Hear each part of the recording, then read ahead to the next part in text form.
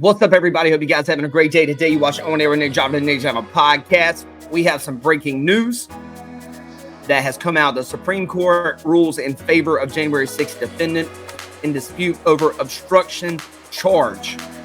This is going to be a big deal here.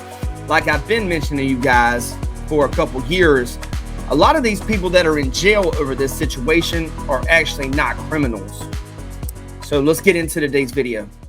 Court has just issued a ruling involving hundreds of people convicted for their actions during the January 6th attack on the U.S. Capitol.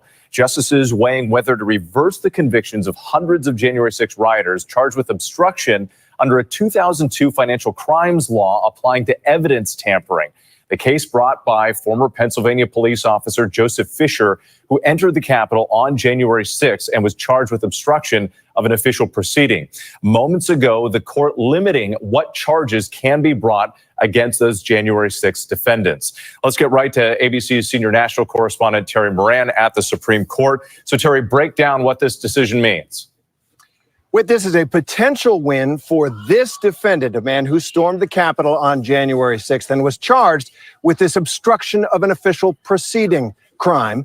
And for those other defendants, perhaps even including Donald Trump. I want to say potential because how this is applied matters. But here's the bottom line. It's a big win. This law, as you say, was originally written to address financial and business crimes passed in the wake of the Enron scandal. And the first part of it says that whoever alters, destroys, mutilates, or conceals a record, a document, or other object, and then it says, or otherwise obstructs an official proceeding. And the question was, is this crime, are these crimes limited to documents and records, as the first clause suggests, or does the otherwise say any kind of obstruction of an official proceeding, including storming the Capitol, counts?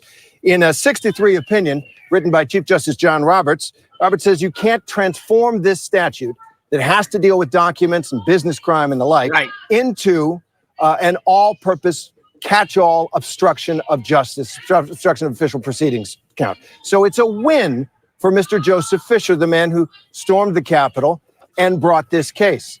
It seems, because the question is, does that get him off the hook? Does it get Donald Trump off the hook?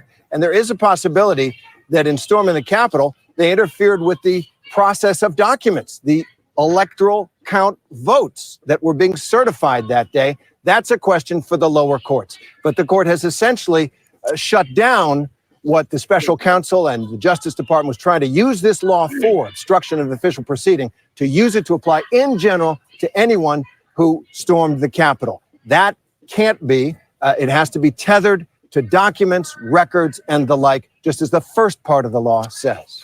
Terry Moran for us. Thank you. All right, guys. I like to pull from different news sources. I use CNN, sometimes use Fox, sometimes use, really all over the place to try to figure out what is going on, just to give us a more roundabout way of looking at these stories.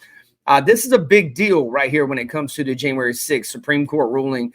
It says here on Fox, Supreme Court rules in favor of January 6th Capitol riot participant who challenged obstruction conviction. The challenge was brought by Joseph Fischer, one of more than 300 people charged with obstruction by the Justice Department. All right, basically my understanding of this is they charged these people that actually went into the Capitol under a law that was specifically for Enron. So it really didn't apply to the rioters on January 6th, which makes them political prisoners. How do you guys feel about this? Let me know in the comments what you guys are thinking. I do think a lot of these people need to be let out of jail. It all just reeks, man. It reeks of political prisoner situation.